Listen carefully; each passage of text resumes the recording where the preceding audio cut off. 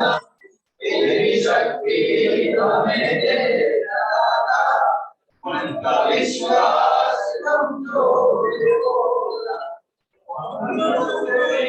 हमें क्या मिला है, हम ये सोचते किया क्या है, बोले खुशियों के बारे सभी को, सबका जीवन बन जाए मधुर, अपनी करुणा कर तू बाके, कर पावन है नंदकोना, हम चले मेरे रास्ते में हमसे, भूल कर भी कोई भूल होना, ये शक्ति हमें दे दाता, का विश्वास कमजोर होना, विश्वास कमजोर। Sit down.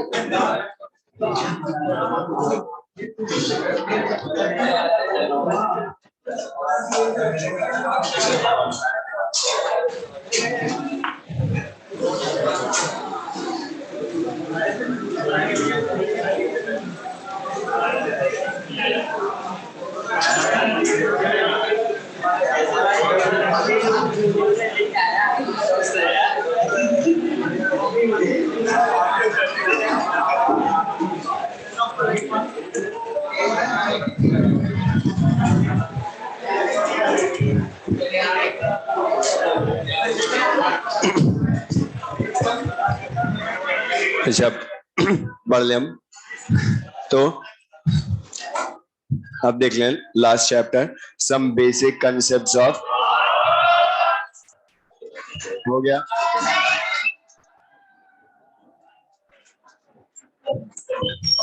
बस अब नीचे वाले डरेंगे,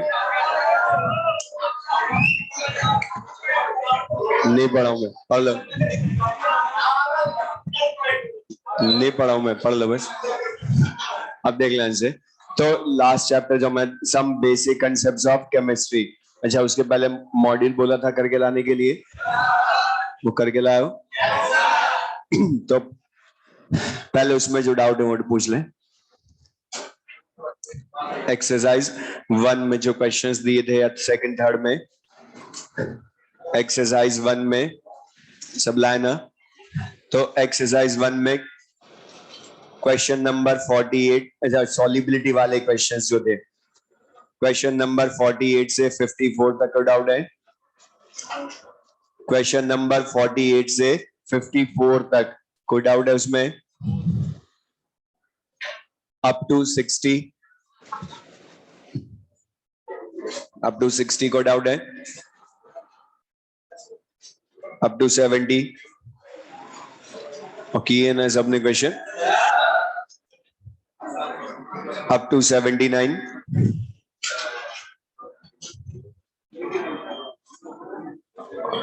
पक्का किए ना किसी ने? अप टू 79 कोई डाउट है? अच्छा जो इंडिकेटर्स के क्वेश्चंस थे बफर के पीछे वो भी कर लिए, और उसमें सेकंड एक्सरसाइज में क्वेश्चन नंबर 3, उसमें देख लें से क्वेश्चन नंबर 3 एक्सरसाइज सेकंड में जो ये डाउट है समझ लेना ध्यान से, क्योंकि इजी से लेकिन फिर भी अच्छे क्वेश्चन। एक तो डिस्कशन मत करो, तुम बता दिया था क्या? तो उसमें सुन ले, इसमें बोला dissociation constants of acidic acid and HCN, dissociation constant of acidic acid and HCN are given in the question. और तुम्हें बोला है जो गिवन इक्वेशन है उसका हमें इक्विलिब्रियम कांस्टेंट लाना है। तो मुझे बता जो ये डिसोसिएशन कांस्टेंट्स हम बोलते हैं एसिडिक एसिड एंड HCN के हमें गिवन है, बता ये एक्चुअल में है क्या, डिसोसिएशन कांस्टेंट या इक्विलिब्रियम कांस्टेंट? तो इक्विलिब्रियम कांस्टेंट है, तो मतलब बता मैं इसकी इक्विलिब्रियम इक्वेशन लिखूं, और डिसोसिएशन कांस्टेंट मतलब ये अपने आयंस के साथ इक्विलिब्रियम में है, तो HCN H plus CN minus के साथ इक्विलिब्रियम में, acidic acid acetate ion H plus ion के साथ इक्विलिब्रियम में है। अब ये दोनों इक्विलिब्रियम कांस्टेंट जिनका नहीं वो बोलो ये लिख भी लेना, तो बता इन दोनों के इक्विलिब्रियम कांस्टेंट गिवन है, और थर्ड डिजायर्ड इक्वेशन का इक्विलिब्रियम कांस्टेंट लाना है। तो बता आपने पढ़ा डिजायर्ड इक्वेशन एडिशन सब्ट्रैक्शन किससे ऑब्टेंड होगी वो चेक करोगे, और बता एडिशन से ऑब्टेंड हो तो इक्विलिब्रियम कांस्टेंट मल्टीप्लाई, सब्ट्रैक्शन हो तो डिवाइड हो जाएगा। तो ये क्लियर सबको। क्वेश्चन नंबर 6, अब ये इजी सा क्वेश्चन लेकिन फिर भी अच्छा, अभी इसको आधों ने तो इसको आधे मन से पढ़ा कि इतनी नंबर ऑफ लाइंस है तो ये तो बहुत लेंथी होगा, जबकि इजी सा क्वेश्चन। उसने तुम्हें बोला है कि क्लोराइड आयन कंसंट्रेशन सॉल्यूशन में 0.1 m है, और हम Ag प्लस और Pb+2 आयंस उस सॉल्यूशन में है जिसमें HCl मिलाकर क्लोराइड आयन कंसंट्रेशन 0.1 m कर देते हैं। तो at equilibrium silver ion and chloride ion concentration क्या होगी, लेकिन हमने बोला था अगर क्वेश्चन में प्रेसिपिटेशन वर्ड लिखा हो तो वो ओनली आयनिक प्रोडक्ट का होगा, उसमें सॉल्युबिलिटी का कंसेप्ट कभी नहीं सोचोगे। तो बता उसने कि मैं क्या बोला है AgCl, और उसके लिए तो बता AgCl जब ब्रेक होगा तो 1 Ag प्लस 1 Cl माइनस देगा, तो आयन को देखकर बता Q का एक्सप्रेशन लिखोगे तो Ag plus into chloride ion concentration. अच्छा लेकिन क्वेश्चन ने क्या बोला है at equilibrium silver ion concentration लाए। अच्छा था इक्विलिब्रियम का मतलब सैचुरेशन, मतलब Q इक्वल्स टू KSP। अब बता AgCl का KSP पता है, क्लोराइड आयन कंसंट्रेशन पता है 0.1, तो बता सिल्वर आयन कंसंट्रेशन ला सकते हो।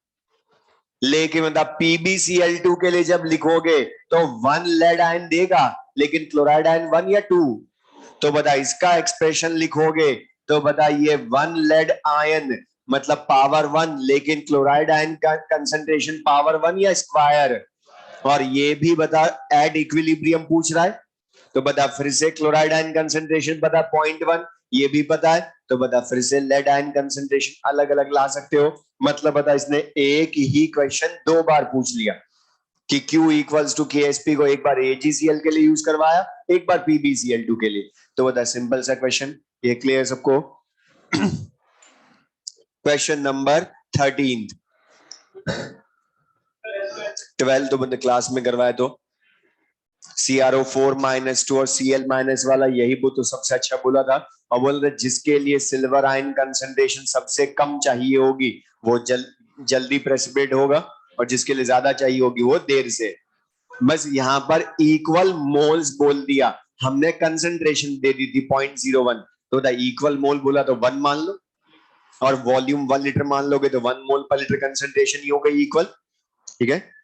क्वेश्चन नंबर 13, अब ये यहां पर इस क्वेश्चन 13 में आंसर आ गया, लेकिन डाउट है कि फर्स्ट सेकंड करेक्ट क्यों है, या उनके लिए तो ध्यान सुनना। इसने पूछा which of the following can not form acidic buffer या बफर, तो बता यहां पर ध्यान सुनना, फर्स्ट सेकंड करेक्ट है या रॉन्ग है वो मैं नहीं बता सकता कि, लेकिन ये बता सकता हूं इस क्वेश्चन में कि थर्ड रॉन्ग है। तो जो रॉन्ग है ऑलवेज वो आंसर कौन सा है, थर्ड, क्योंकि उसने बोला है HClO4 एंड NaClO4, और बता HClO4 और NaClO4 ये कभी भी बफर बना ही नहीं सकते, बिकॉज ये क्या है strong acid and SaSB salt, मतलब बताइए स्ट्रॉन्ग एसिड और उसी का सॉल्ट विद स्ट्रॉन्ग बेस, तो बताइए ये बफर नहीं बना सकते कभी भी। लेकिन अब कुछ को लगता है कि फर्स्ट सेकंड करेक्ट क्यों है, अच्छा वहां पर वीक एसिड और उसका सॉल्ट है, तो ये डायरेक्ट बाय डेफिनेशन बफर नहीं है, लेकिन इनके मोल चेंज करूं तो हो सकता है ये बफर बन जाए। तभी तुमने 3 टाइप के बफर बोले थे कि वो अलग अलग कंडीशंस चेंज करके इसलिए होता, लेकिन ये तो कभी भी बफर नहीं बना सकता, इसलिए आंसर हमने थर्ड बोलना है। तो जो सबसे ज्यादा रॉन्ग है मतलब ऑलवेज इनकरेक्ट है वही टिक करोगे। तो बताइए क्लियर सबको अप टू 24 25।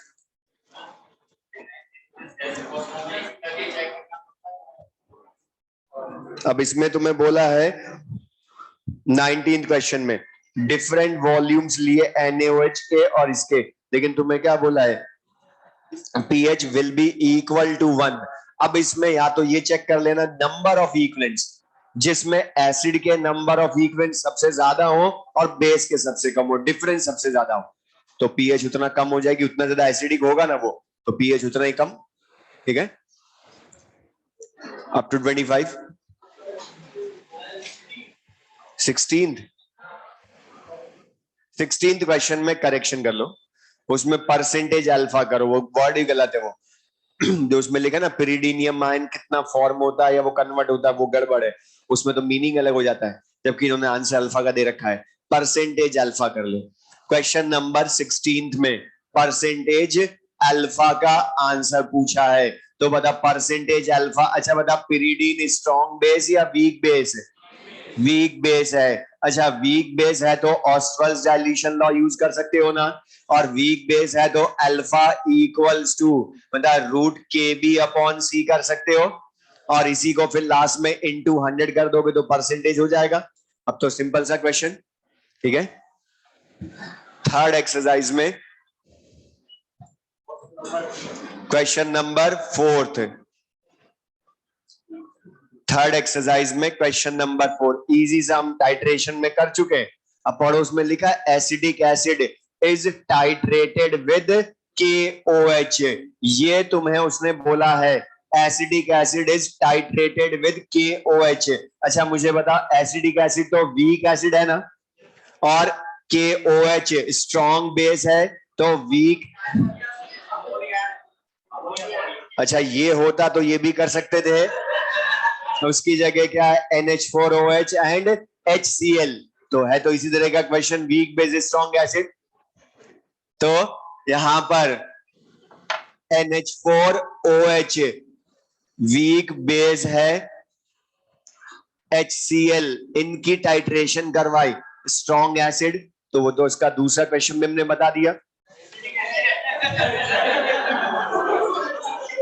एक और बता दिया तीसरा, तो यहां पर HCl होता तो भी कर सकते थे, लेकिन अभी क्या है एसिडिक एसिड, ये भी नहीं है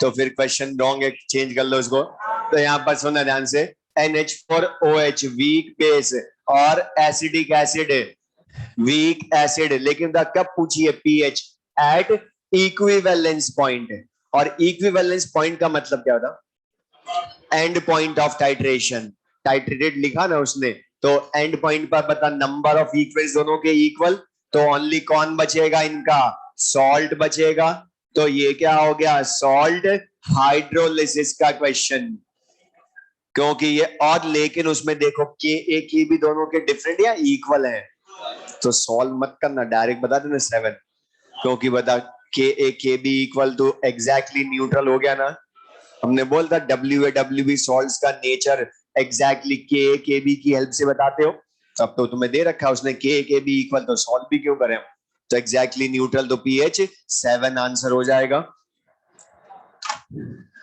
क्वेश्चन नंबर 9 हो गया सबका ये, इसमें सल्फेट आयन कंसंट्रेशन पूछी है, मतलब एक तरह से, या H2SO4 आयन कंसंट्रेशन पूछी है, तो उसने लैंग्वेज में पढ़ो बस।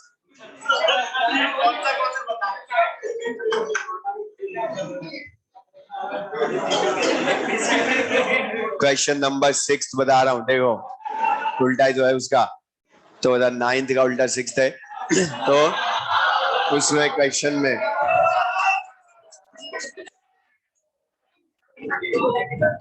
समझ लो, क्वेश्चन नंबर 6 में तुम्हें बोला है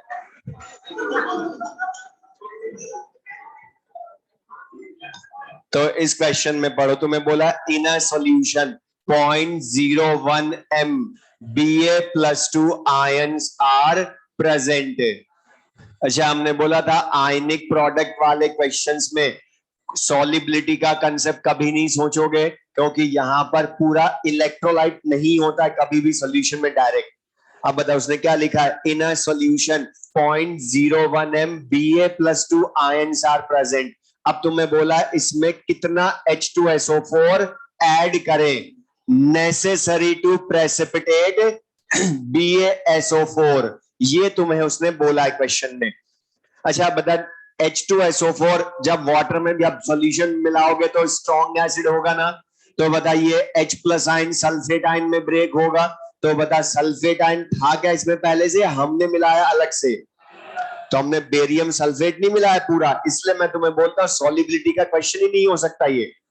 क्यों, हमने प्रेसिपिटेशन के लिए बोला आयनिक प्रोडक्ट अलग टॉपिक, क्योंकि है कहां दोनों एक साथ, वो तो हमने मिलाए अलग अलग दोनों को, पहले तो खाली बेरियम आयन था, सल्फेट आयन तो अलग से मिला रहे हैं, इसलिए हमने बोला था कि जो भी इलेक्ट्रोलाइट का प्रेसिपिटेशन बोले सबसे पहले उसको आयंस में ब्रेक करके आयनिक प्रोडक्ट का एक्सप्रेशन लिखा करो, और बता एक्सप्रेशन लिखोगे इसका तो Q equals to barium ion concentration into sulphate ion concentration.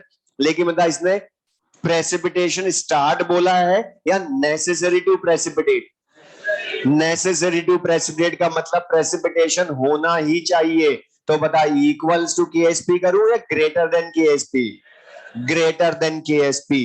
अब बताओ तुम्हें बेरियम आयन कंसंट्रेशन पता है, BaSO4 का KSP पता है, तो बता सल्फेट आयन कंसंट्रेशन ला सकते हो, लेकिन सल्फेट आयन कंसंट्रेशन नहीं पूछी हमसे, H2SO4 कितना मिलाया, तो बता सल्फेट आयन से उल्टा H2SO4 की कंसंट्रेशन भी तो सोच सकते हो ना। अच्छा इसकी कंसंट्रेशन अगर C मिलाते तो आयंस की बिफोर डिसोसिएशन 0 100% डिसोसिएशन के बाद ये 2C और ये C, तो बता जो सल्फेट आयन कंसंट्रेशन वही H2SO4 कंसंट्रेशन हो गई ना इस क्वेश्चन में। तो ये समझ में आया उसने H2SO4 की कंसंट्रेशन क्यों पूछी, ये क्लियर सबको ये। अच्छा क्वेश्चन नंबर 9 जिनका भी डाउट है, अच्छा हमने पूरा समझाया था कि नॉर्मल सॉल्ट्स की, अच्छा बता हम पीएच जो हमने पढ़ी थी, अच्छा बता ये जो क्वेश्चन नंबर 9 है इसमें तुम्हें बोला है FeCl3 का सॉल्यूशन एसिडिक क्यों है, तो FeCl3 पहले तो बता ये क्या है, strong acid weak base salt है ना। अच्छा ये सॉल्यूशन एसिडिक है वो हमें पता है, लेकिन एग्जैक्ट रीजन मतलब मैं इसको देखकर नेचर ना लिखें, अगर हम बता ये टाइप ना लिखूं नॉर्मल सॉल्ट का, तो बता इसको जब आयन में ब्रेक करूं तो ये H प्लस देना चाहिए ना, तो अभी तो बता इसको एसिडिक या बेसिक बोलूंगा ना, लेकिन बता ये तो Fe+3 और Cl माइनस में ब्रेक होगा, तो हमने क्या बोला था कि नॉर्मल सॉल्ट्स का पीएच लाने के लिए हमने समझाया था कि पहले हाइड्रोलिसिस करवाते हैं।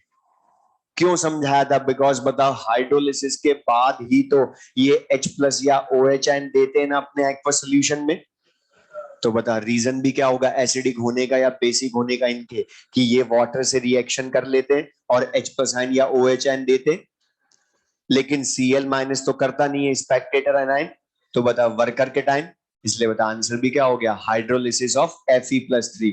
अब यहां तक मतलब इसलिए मैंने समझाया था कि सॉल्ट हाइड्रोलिसिस ही क्यों पढ़ते हैं, हाइड्रोलिसिस सॉल्ट्स का ही क्यों पढ़ा, क्योंकि उनकी पीएच डायरेक्ट ला ही नहीं सकते, वो देते ही नहीं डायरेक्ट H+ या OH, इसलिए उनका हाइड्रोलिसिस करवाते तब वो देते H+ या OH, तो इसलिए आंसर भी हाइड्रोलिसिस ही होगा एसिडिक बेसिक होने का रीजन। तो बता डायरेक्ट तो ये हम कुछ नहीं बता सकते कि एसिडिक है बेसिक है। क्वेश्चन नंबर 19 ये समझना ध्यान से, ये अच्छा क्वेश्चन है और इस तरह के दूसरे क्वेश्चन मैं ऑलरेडी करवा चुका हूं। क्वेश्चन नंबर 19 इसमें पढ़ो, क्वेश्चन में find out percentage dissociation of 0.2 m acidic acid. Question number 19 ये लिख लेना, ये अच्छा क्वेश्चन है। क्वेश्चन नंबर 19 में तुम्हें बोला है 0.2 m acidic acid, 0.2 m acidic acid, इसका परसेंटेज अल्फा फाइंड करें। अच्छा बताइए अकेला वीक एसिड है क्या, अभी अगर अकेला होता, क्वेश्चन पूरा पढ़ना आगे क्या लिखा, कब लाना है, इन 0.1 m HCl सॉल्यूशन या 0.1 m HCl की प्रेजेंस में। अब बता अगर ये अकेला वीक एसिड होता तो मैं ऑस्मोस डाइल्यूशन लॉ से ले आता आंसर, लेकिन बताइए अकेला है या इन प्रेजेंस ऑफ HCl है, तो बता अब यहां पर मैं ऑस्वाल्ड्स डाइल्यूशन लॉ, पहले तो ये समझना डायरेक्ट यूज क्यों नहीं कर सकता, वरना के दिया उसने एसिडिक एसिड का, लेकिन डायरेक्ट यूज नहीं कर सकता। क्यों?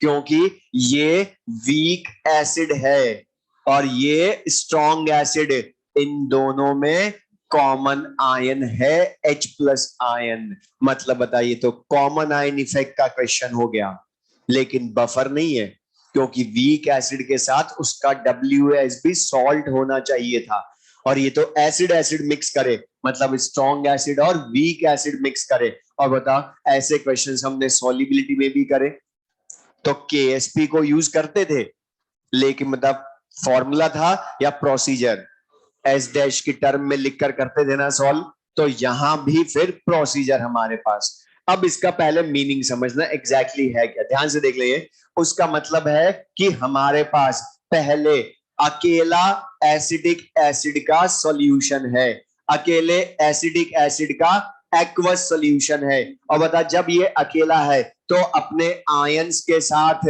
इक्विलिब्रियम में रहेगा ना, तो एसिटेट आयन और H+ आयन के साथ इक्विलिब्रियम में होगा। अच्छा, इसकी कंसंट्रेशन को अभी मैं C मान लूं, और डिग्री ऑफ डिसोसिएशन अभी अकेला है तो अल्फा मान लूं, तो बता एट इक्विलिब्रियम हम क्या लिखेंगे, C - C alpha, C alpha C alpha लिखोगे।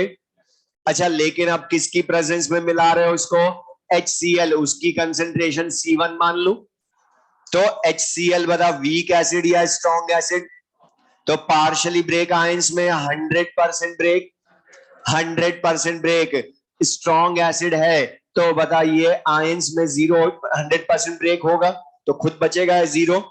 और बता, जो इसकी कंसंट्रेशन थी वही आयंस की डायरेक्ट लिख दूं, C1 100%। अच्छा बता, अब ये H+ आयन कॉमन आयन हो गया ना, कंसंट्रेशन बढ़ेगी, इक्विलिब्रियम फॉरवर्ड या बैकवर्ड शिफ्ट। अच्छा, इसका अल्फा वही रहेगा या डिक्रीज होगा, अल्फा डिक्रीजेज, और कब तक डिक्रीज होगा, जब तक कि न्यू इक्विलिब्रियम ना आ जाए, और न्यू इक्विलिब्रियम पर अल्फा डिक्रीज होकर अल्फा या अल्फा डैश है। और बता, इस अल्फा डैश की वैल्यू पुराने वाले अल्फा से बहुत कम होगी ना, तो बता लेस या वेरी लेस है, और ये कैलकुलेट करने पर 1% से भी बहुत कम आती है, कम भी नहीं बोल रहा हूं, 1% से भी बहुत कम। अभी प्रूव करेंगे। अब तुमसे इसने यही अल्फा पूछा है कि HCl की प्रेजेंस में जो नया अल्फा डैश है वो लाओ, तो बता, जैसे सॉल्युबिलिटी लाते थे S डैश, तो वैसे अब अल्फा डैश पूछा है, लेकिन बता, जब न्यू इक्विलिब्रियम पर degree of dissociation alpha dash हो गया, तो न्यू इक्विलिब्रियम पर अल्फा की टर्म में लिखूं या अल्फा डैश की टर्म में, तो बता C - C अल्फा डैश लिखोगे, और यहां भी क्या होगा, C alpha dash C alpha dash. लेकिन बता, न्यू इक्विलिब्रियम और ओल्ड इक्विलिब्रियम पर इसका Ka बदलेगा क्या, वो तो डिपेंड ओनली अपॉन टेम्परेचर। अब बता, इसका लाना है। अच्छा, ये अल्फा डैश जब बहुत कम है तो C अल्फा डैश भी बहुत ज्यादा है बहुत कम, तो बता C - C अल्फा डैश को ऑलमोस्ट C ही ले सकते हो, मतलब वीक एसिड की कंसंट्रेशन ऑलमोस्ट C मान सकते हो। अच्छा, H+ ion common ion concentration जो होगी, मतलब टोटल तो कितनी हो गई, C1 + C अल्फा डैश, लेकिन जब C अल्फा डैश नेग्लिजिबल, तो H+ आयन कंसंट्रेशन C1 के इक्वल। और बता, ये हमने बहुत बार बोला है कि जो कॉमन आयन कंसंट्रेशन होती है वो mainly due to strong electrolyte ही होती है ना, तो बता, हर जगह जो बोल रहा हूं वही आ रहा है यहाँ पर भी। अब बता, एसिडिक एसिड की कंसंट्रेशन ऑलमोस्ट वही रह गई जो पहले थी, H+ आयन की कंसंट्रेशन C मिल गई, तो बता इसका Ka सेम रहेगा, लेकिन अब हमें लाना है ना अल्फा डैश, तो मैं चेंज करूं, मैं तुमसे अल्फा डैश नहीं पूछ रहा, मैं तुमसे पूछूं न्यू इक्विलिब्रियम पर एसिटेट आयन कंसंट्रेशन कैलकुलेट करें, एसिटेट आयन कंसंट्रेशन, तो बता Ka है तो इक्विलिब्रियम कांस्टेंट। और मैं फिर एक बार बोल रहा हूं, जब भी तुम्हें Ka या Kb का कोई क्वेश्चन ना हो रहा हो, फॉर्मूला हमें नहीं यूज कर सकते, तो प्रोडक्ट अपॉन रिएक्टेंट कंसंट्रेशन लिख लेना, एक्सप्रेशन ओनली। तो बता, इसका प्रोडक्ट अपॉन रिएक्टेंट, जैसे KSP भी लिखते थे केटायन इनटू एनायन, वैसे यहां क्या लिख देना, acetate ion concentration into H plus ion concentration upon acetic acid concentration लिखोगे। अच्छा बता, यहां से अब एसिटेट आयन कंसंट्रेशन ला सकते हो क्या? अच्छा, के ए की value 1.8 into 10 raise to the power -5, acetic acid concentration 0.2। अच्छा, H प्लस आयन कंसंट्रेशन भी पता है ना, कितनी है बता? 0.1। तो बता ये भी पता है 0.1, सॉल्व करोगे एसिटेट आयन कंसंट्रेशन कितनी आ गई? 3 into 10 raise to the power -5 acetate ion concentration आ गई। अब यहां तक अगर मैं पूछता तो ये आईआईटी का क्वेश्चन, ओनली उसने यहां तक पूछा था, एसिड सेम क्वेश्चन था और बोला था एसिटेट आयन कंसंट्रेशन कैलकुलेट करो। तो बताइए समझ में। अब ये क्वेश्चन एम्स का, जहां उसने अल्फा डैश पूछा, लेकिन लाना मेन यहां तक था। अब बता, इसके बाद अल्फा डैश ला सकते हो क्या? ये क्यों लाना था एसिटेट आयन कंसंट्रेशन? बता, इसी में तो अकेला अल्फा डैश है ना, तो सी अल्फा डैश के इक्वल कर सकते हो ना इसको। सी तुम्हें पता है, अल्फा डैश ले आओ। तो बता, यहां से acetate ion concentration 3.6 into 10 raise to the power -5 equals to C alpha dash. और अल्फा डैश सॉल्व करोगे, वैल्यू लाओगे, वो आएगी 1.8 into 10 raise to the power -4 या 0.018%। अब बताओ ये 1% से कम है या 1% से भी बहुत कम है? इसलिए बता, हमने अल्फा डैश को पहले वेरी लेस बोला था कि 1% से भी बहुत कम आता है। तो बताइए 1% से भी बहुत कम है। अब इस तरह का दूसरा क्वेश्चन तुम्हें कहां मिलेगा बताया तो, केमिस्ट्री एट ए ग्लांस में। क्वेश्चन में बोल रहा हूं, एसिटिक एसिड की जगह NH4OH होगा, HCl की जगह KOH, मतलब वही weak base strong base, OH ion common हो गया। और उसने अल्फा डैश नहीं पूछा, अमोनियम आयन कंसंट्रेशन कैलकुलेट करो। तो बता, यहां भी तो एसिटेट आयन पूछ सकता था मैं, जो कॉमन आयन था OH ion H plus ion, उनको नहीं पूछा, उसके अलावा दूसरे की पूछी। तो बता, इस तरह से करके वो भी कर सकते हो, कर लोगे? ठीक है, और कोई डाउट है? क्वेश्चन नंबर 28 वो गड़बड़ है उसमें, वो रहने दो, इसमें H प्लस OH आयन वाला ना। ये वाला, ये तो सही है, ये भी तो हो सकता है।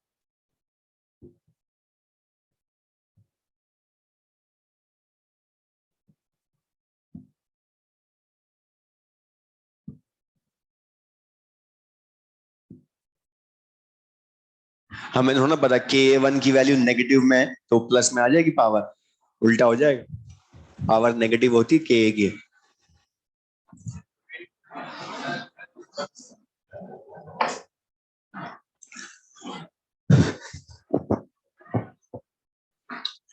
तो तब ये चीज क्लियर सबको, तो कर लोगे। तो अब देख लें last chapter, some basic concepts of chemistry. अब इस चैप्टर का नेम ही बता रहा है कि पूरी केमिस्ट्री में जो हमने कंसेप्ट्स पढ़े, मतलब जो ऑलरेडी पढ़ चुके हैं, वो हम यहाँ रिवाइज करेंगे। मैं समराइज करवाऊंगा, और ये चीजें बोला जो हम पढ़ चुके हैं वही करना है समराइज।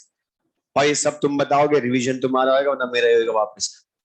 अब बता, some basic concepts of chemistry, इसमें हमने पूरे केमिस्ट्री हमने पढ़ ली ऑलमोस्ट, फिजिकल केमिस्ट्री। तो उसमें हमने सबसे ज्यादा दो कंसेप्ट पढ़े, एक तो मोल कंसेप्ट, दूसरा इक्विवेलेंट कंसेप्ट। इक्विवेलेंट कंसेप्ट दो चैप्टर में पढ़ा मेनली, या तीन चैप्टर में, एक तो आयनिक में, दूसरा रेडॉक्स में तुमने पढ़ा, और इलेक्ट्रोकेमिस्ट्री में। तो इन तीन को छोड़कर हर जगह चैप्टर्स में तुमने मोल को ही यूज करा है, मतलब मोल कंसेप्ट ही पढ़ा है। तो बता, सबसे पहले मोल कंसेप्ट ही यूज करें। अब इसके भी डायरेक्ट क्वेश्चन आते हैं, और ये ध्यान रखना, इस चैप्टर में से हर साल एक क्वेश्चन आता है इजी सा, फिर भी मैं बोल रहा हूं इसको आना चाहिए हमें। फिर अब मोल कंसेप्ट लिख लें। अच्छा था, मोल का मीनिंग क्या होता है? Amount of substance. लिख लें मोल, लिख लें मोल इज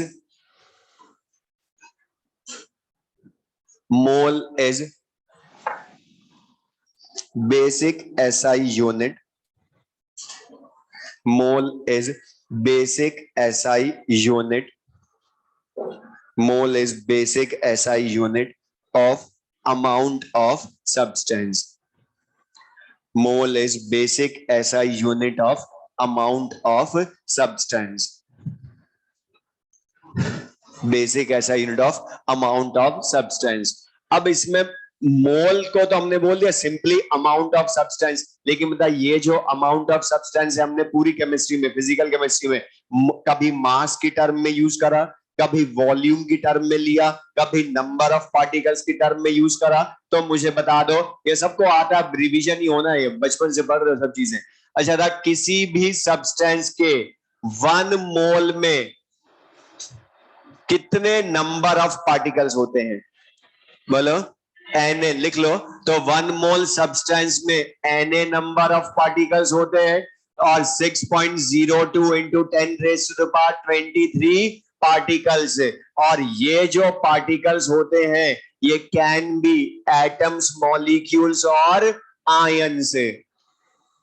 वो पार्टिकल्स जो एग्जैक्टली होंगे वो एटम्स, मॉलिक्यूल्स या आयंस कोई भी हो सकते हैं। तो एटम्स, मॉलिक्यूल्स और आयंस। अच्छा बता, ये जो 6.02 इंटू 10⁻23 है, इसी को एवोगाड्रो नंबर बोलते हो और मोस्टली Na से रिप्रेजेंट करते हैं, लेकिन एनसीईआरटी में कुछ जगह N नॉट भी लिखा होगा। तो Na लिखे या N नॉट लिखते, बात एक ही है।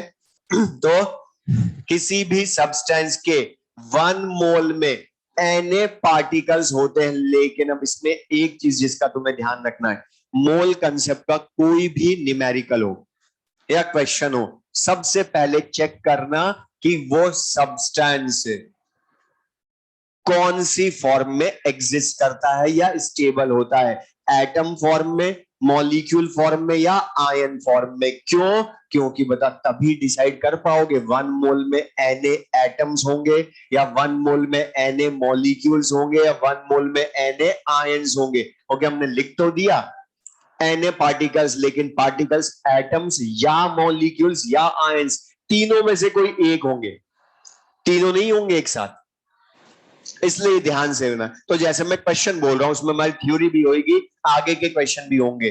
तो मुझे बताओ, किसी भी, मैं तुमसे बोलूं 1 मोल, ध्यान से सोचना, जो हम पढ़ चुके पूरी फिजिकल केमिस्ट्री में उसी के अकॉर्डिंग बताना है। 1 मोल पोटेशियम मेटल, तो बता 1 मोल पोटेशियम मेटल बोला मैंने, तो बता मॉलिक्यूल फॉर्म में या एटम फॉर्म में स्टेबल?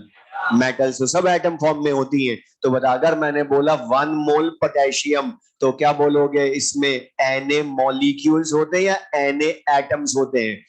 क्योंकि ये एटम फॉर्म में एग्जिस्ट करती है। लेकिन अगर बोलूं 1 मोल हाइड्रोजन गैस, हाइड्रोजन गैस, तो बताओ एटम या मॉलिक्यूल? स्टेबल वाली बताओगे स्टेट, तो मॉलिक्यूल, तो H या H2। अब बता, इसमें 1 मोल में Na एटम्स बोलूंगा या Na मॉलिक्यूल्स बोलूंगा? अच्छा इसी में रुक जा, अब मैंने बोला बदल दिया, सब्सटेंस बदला, तो बता एटम्स की जगह मॉलिक्यूल्स हो गए ना। अच्छा लेकिन पूछूं, इसमें 1 मोल हाइड्रोजन गैस में नंबर ऑफ एटम्स, तो 1 मॉलिक्यूल में 2 एटम्स, तो Na मॉलिक्यूल्स में कितने एटम्स है? बता 2 Na एटम्स लिख लो। तो बता, हमेशा 1 मोल में Na एटम्स नहीं होते, ये बस समझाना था मुझे, वो डिपेंड करेगा सब्सटेंस क्या, इसलिए हमने 1 मोल सब्सटेंस लिखा है, लिख ले इसी में ये। इसी तरह से 1 मोल कार्बोनेट आयन, अब तो बता, मैं खुद ही बोल रहा हूं आयन है, तो 1 मोल में Na एटम्स होंगे, मॉलिक्यूल्स होंगे या आयंस होंगे? आयंस। अच्छा बता, 1 मोल कार्बोनेट में कितने नंबर ऑफ एटम्स होंगे? 4 Na, क्योंकि एक आयन में कितने हैं? 1 कार्बन 3 ऑक्सीजन, 4 एटम्स। तो बता Na आयंस में कितने होंगे? 4 इंटू Na एटम्स। तो बताओ, हमेशा 1 मोल में Na एटम्स नहीं होते हैं, वो डिपेंड करेगा सब्सटेंस एटम होगा तो ही 1 मोल में Na एटम्स होंगे, वरना डिफरेंट डिफरेंट हो सकते हैं। अच्छा था, ये जो तुम लिखते आ रहे हो कि 1 मोल में 6.02 इंटू 10⁻23 पार्टिकल्स होते हैं। अच्छा, 1 मोल में 6.02 इंटू 10⁻23 पार्टिकल्स ही क्यों बोले? ये लाए कहां से? ये क्या, ये किसको रिप्रेजेंट करते हैं? हाँ बोलो। और ये कंपटीशन का क्वेश्चन इजी सबको आता है, फिर भी पूरा बोलना, आधा अधूरा नहीं। कार्बन तो सब जगह बोल दूंगा मैं। नंबर ऑफ एटम्स प्रेजेंट, लिख लो, number of atoms present in 12 gram of carbon 12 isotope. तो हमने 1 मोल की वैल्यू 6.02 इंटू 10⁻23 ही क्यों ली? बिकॉज ये है 12 ग्राम कार्बन में, 12 आइसोटॉप में प्रेजेंट नंबर ऑफ एटम्स की वैल्यू, और उस वैल्यू को हमने 1 मोल के इक्वल बोला। तो बता, ये चीज ध्यान रखना कि ये सब्सटेंस किसके रेस्पेक्ट में बोल रहे हैं हम। अब लेकिन सबसे ज्यादा जो हमने मोल को यूज करा, बता, वो तो मास की टर्म में सबसे ज्यादा यूज किया ना। और किसी भी सब्सटेंस के 1 मोल का, ये तो हमने बहुत जगह ऑलमोस्ट हर चैप्टर में यूज करा है। बता दो, किसी भी सब्सटेंस के 1 मोल का मास किसके इक्वल होता है? बोलो। अगर वो सब्सटेंस मॉलिक्यूल है तो, अगर एटम है तो एटॉमिक वेट इन ग्राम। और हमने जब फैराडेज लॉस पढ़े तब भी लिखा था ये, और मैंने वहां दोनों लिखता था हमेशा, क्योंकि हमने यहां भी तो पढ़ो सब्सटेंस लिखा है ना। और सब्सटेंस, अच्छा ये 1 मोल तो क्या शो करता है? मोलर वर्ड को शो करता है ना। अच्छा, उसके आगे 1 मोल का मास है, इसलिए क्या बोल दिया शॉर्ट में? मोलर मास भी बोलते हो। तो बता, 1 मोल का जो मास होता है वो मोलर मास बोलते हो। लेकिन यहां भी चेक करना, मोलर मास एटॉमिक वेट के ग्राम के इक्वल के होगा या मॉलिक्यूलर वेट, वो फिर डिसाइड कौन करेगा? जैसे यहां करा कि 1 मोल में पार्टिकल्स कौन से टाइप के होंगे, तो यहां भी चेक करना है कि सब्सटेंस एटम है, लिख लो, या मॉलिक्यूल है। इसलिए एटॉमिक वेट इन ग्राम या मॉलिक्यूलर वेट इन ग्राम। और बता, इसी को तुम ग्राम एटॉमिक मास या ग्राम मॉलिक्यूलर मास भी बोलते थे। और वैसे भी, लेकिन हम तो सिंपल सा ध्यान रखो। तो बता, एटॉमिक वेट इन ग्राम या मॉलिक्यूलर वेट इन ग्राम। तो मुझे बता दो 1 मोल पोटेशियम का मास। अच्छा बता, पोटेशियम मॉलिक्यूल या एटम? तो इसका एटॉमिक वेट इन ग्राम तो 39 या 39 ग्राम। ग्राम जरूर बोलना साथ में, वरना कुछ मीनिंग नहीं है फिर उसका, क्योंकि 1 मोल का मास होता ही इन ग्राम है। एटॉमिक वेट इन ग्राम या मॉलिक्यूलर वेट इन ग्राम, तभी तो ग्राम एटॉमिक मास या ग्राम मॉलिक्यूलर मास बोलते हैं उसको। अब लेकिन यहां पर ये तो हमने बोला मोलर मास, लेकिन कई बार वो हमसे क्वेश्चन में पूछेगा actual mass of substance, actual mass of substance. तो इसका मीनिंग भी हमें क्लियर हो। अच्छा मुझे एक चीज बताना ध्यान से, मैं सबसे पूछ रहा हूं, ये जो मोलर मास है, ये अकेले पार्टिकल का मास है या एन पार्टिकल्स का मास है? मतलब बता, ये जो मास है वो तो बल्क का है ना। और बता, एक्चुअल मास किसी का भी बल्क में हो सकता है क्या? उसके अकेले का बता, तुम्हारा कोई एक्चुअल मास पूछेगा तो अकेले का बताओगे, सबका कंबाइन थोड़ा बताएंगे। तो अकेले का बताओगे। तो यहां भी ध्यान रखना, एक्चुअल वर्ड लिखा इसीलिए कि इसी का मीनिंग ध्यान है तो हम खुद ही बना लेंगे। एक्चुअल मास अकेले एटम या मॉलिक्यूल, लेकिन मैंने क्या बोला? अकेले एटम या मॉलिक्यूल, क्योंकि बता सब्सटेंस एटम है या मॉलिक्यूल वो तो चेक करोगे ना यहां भी। तो बता इसको क्या बोलोगे? मास ऑफ 1 एटम और 1 मॉलिक्यूल, 1 एटम और 1 मॉलिक्यूल। तो बस तुम्हें ध्यान आना चाहिए, क्वेश्चन में अगर उसने एक्चुअल मास पूछा है तो वो किसका पूछा है? मास ऑफ 1 एटम और 1 मॉलिक्यूल। अच्छा बता, जो एक एटम या एक मॉलिक्यूल होता है वो तो बहुत छोटा होता है, दिखता भी नहीं हमें। तो बता, उसके मास को इन ग्राम डिफाइन करना फिजिबल है क्या? इसलिए तुम उसके लिए क्या यूज करते हो? एएमयू, एटॉमिक स्ट्रक्चर में भी यूज करा। तो बता, वहां पर जो पढ़ा उसी को बोला 1 एएमयू, लेकिन इनका कन्वर्जन करते थे ग्राम में या किलोग्राम में, सबको ध्यान है। तो बता, 1 एएमयू की वैल्यू ग्राम में कितनी होती है? 1.67 इंटू 10⁻⁻24 ग्राम, या 1.67 10⁻27 किलोग्राम, लिख लें साथ में ये सब। तो बता 1 एएमयू की value 1.67 into 10 raised to the power minus 24 ग्राम या in किलोग्राम माइनस 27। अब यहां पर एक चीज ध्यान रखना होता, AMU जो है ये एटॉमिक मास यूनिट बहुत छोटे एटम के लिए एक पार्टिकल की है, लेकिन आजकल हम ये यूज नहीं करते हैं। न्यू यूनिट इसकी एटॉमिक मास यूनिट की जगह अब हम यूज करते हैं यू या यूनिफाइड मास। इसको हमने रिप्लेस कर दिया अब AMU को यू से। एनसीईआरटी में तुम पढ़ोगे वहां कहीं नहीं लिखा होगा AMU, वहां हर जगह यू लिखा होगा। जैसे हीलियम का एटॉमिक मास तो 4 AMU नहीं लिखा होगा, ओनली 4 यू, लेकिन है वो सेम चीज। AMU तो एटॉमिक मास यूनिट, वो क्या है ओनली यूनिफाइड मास। लेकिन बता जितने AMU उतने ही यूनिफाइड मास भी होता है।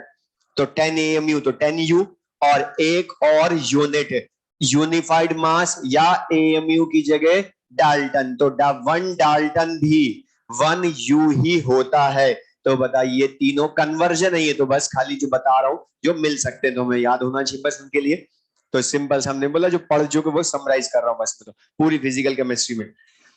अच्छा यहां पर ये जो 1 AMU की वैल्यू तुमने लिखी, मतलब ये लिखी ना 1.67 into 10 raised to the power minus 24 ग्राम, ये लाए कहां से या ये रिप्रेजेंट किसको करती है? तो 1/12 of mass of 1 atom of carbon 12 isotope. तो 1 एटम ऑफ कार्बन 12 आइसोटॉप का 1/12 होता है 1 AMU की वैल्यू।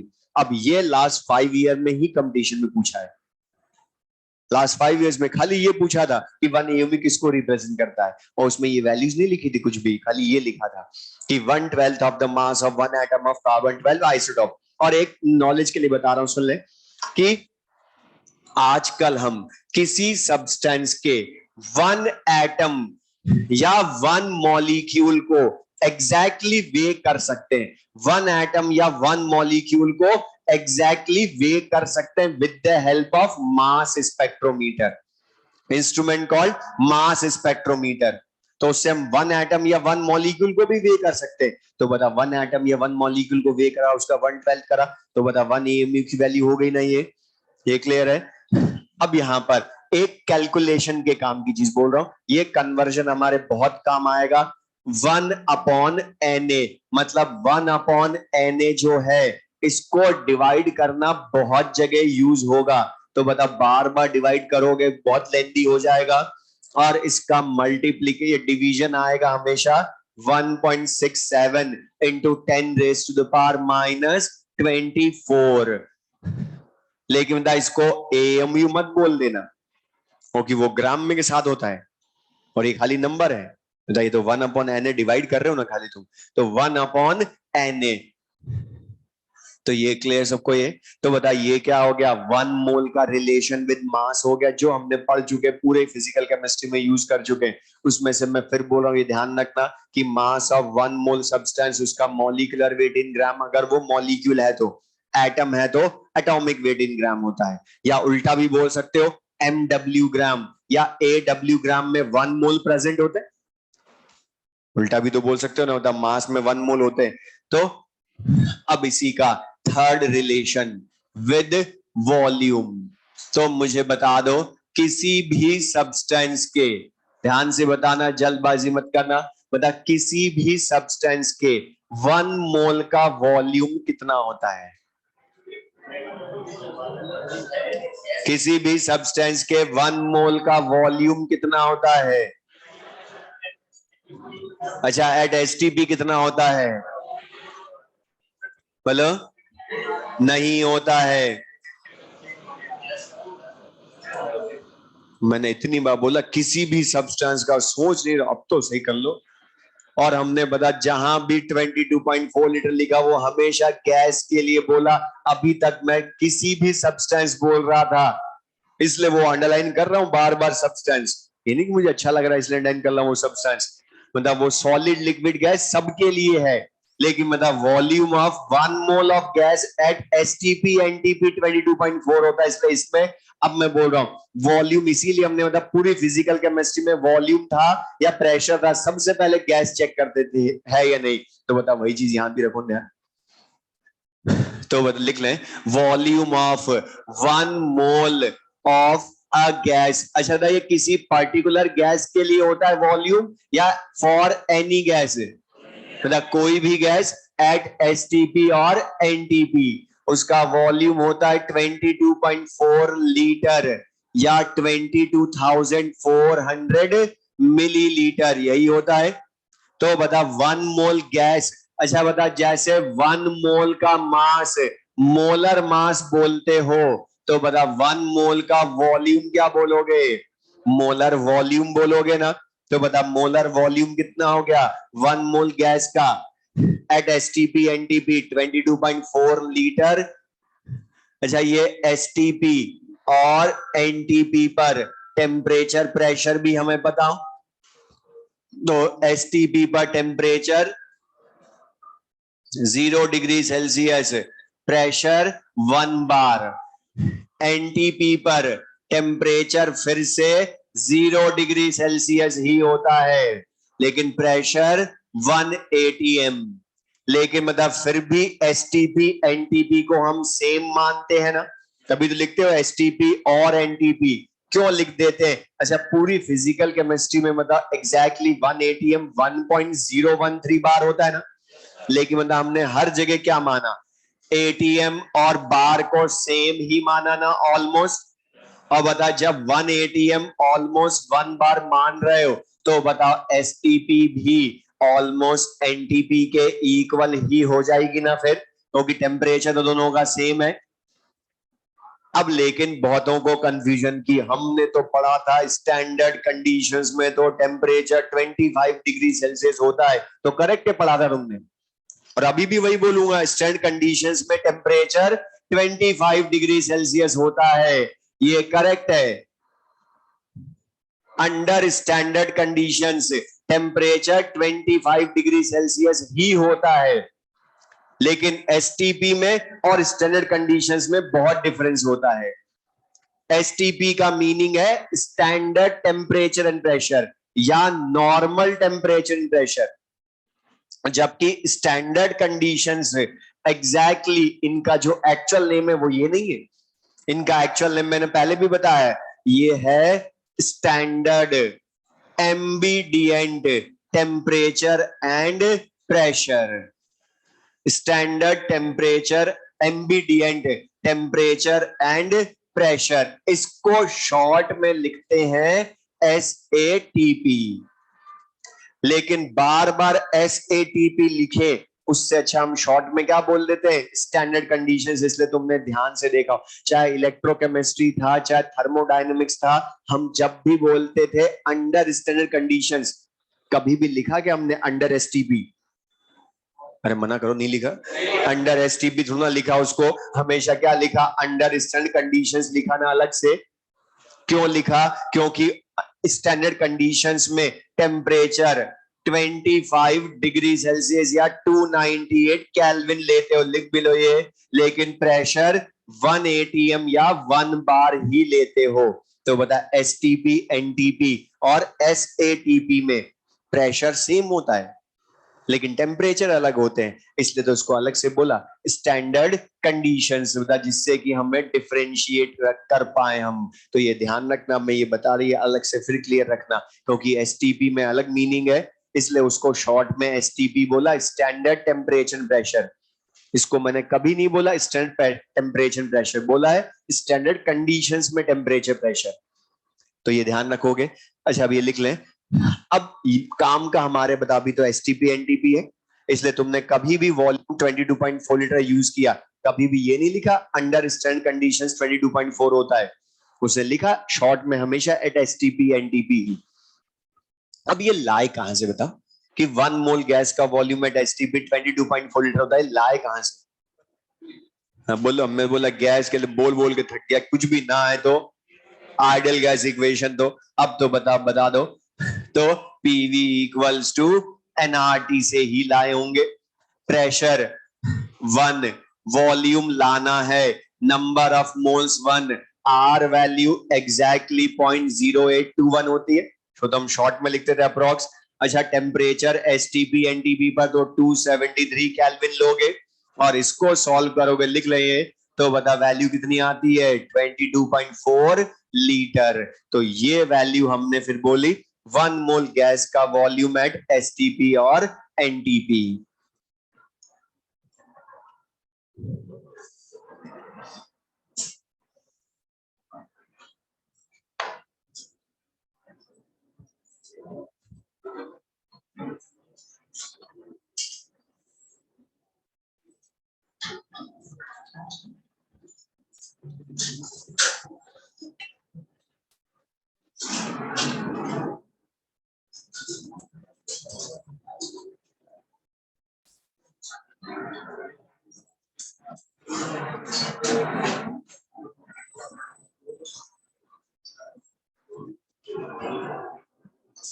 अच्छा, नंबर ऑफ मोल्स, इनके तो बता हमने फिर फॉर्मूले भी पढ़े थे ना अलग अलग, और सबसे ज्यादा जो हमने फॉर्मूला यूज करा बता मास वाला यूज करा ना।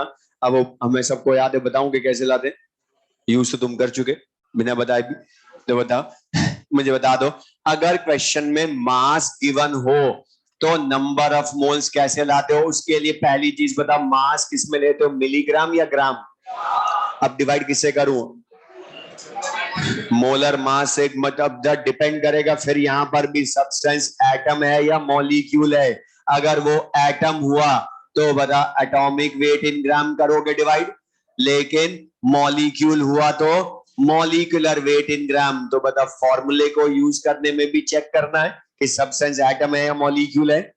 अच्छा, ये लाई कैसे डायरेक्ट बोल लूं, वर्बली में बताता हूँ। अच्छा बता, हमने पढ़ा ना अभी, अगर सब्सटेंस मॉलिक्यूल होता तो 1 मोल का मास mw ग्राम, तो उल्टा भी बोल सकता हूं mw ग्राम में 1 मोल है, तो 1 ग्राम में क्या होगा 1 अपॉन mw, तो w ग्राम में क्या होगा w अपॉन mw ही आएगा, तो डायरेक्ट फॉर्मूला। अच्छा, नंबर ऑफ मॉलिक्यूल्स गिवन हो तो बता मल्टीप्लाइड बाय एन या डिवाइड बाय एन है, क्योंकि एन मॉलिक्यूल्स में 1 मोल, तो गिवन मॉलिक्यूल्स में कितने मोल, तो बता अपॉन एन। अच्छा, ये दोनों फॉर्मूला ओनली फॉर गैसेस या सॉलिड लिक्विड गैस तीनों सब्सटेंस के लिए, क्योंकि तो एनी सब्सटेंस बोला था ना हमने।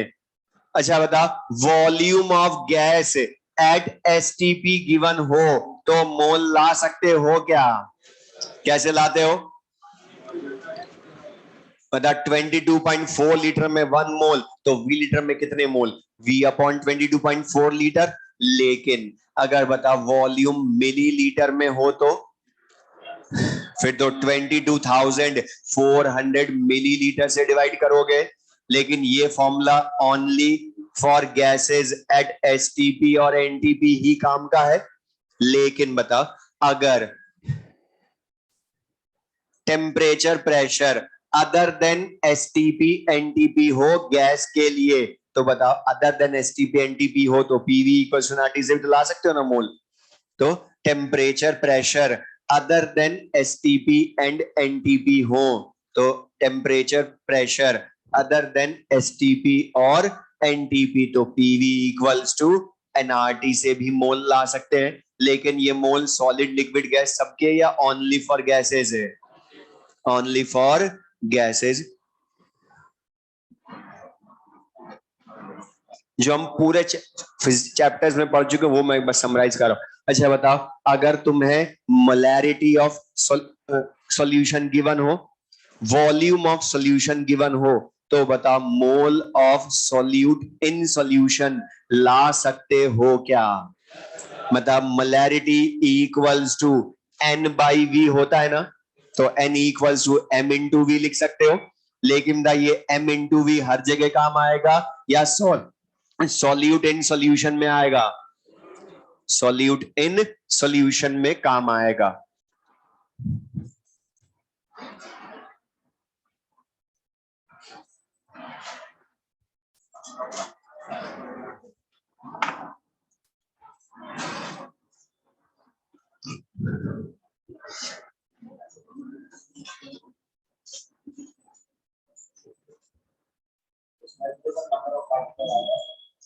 अभी रॉन्ग करवाऊंगा तुम्हारा क्वेश्चन।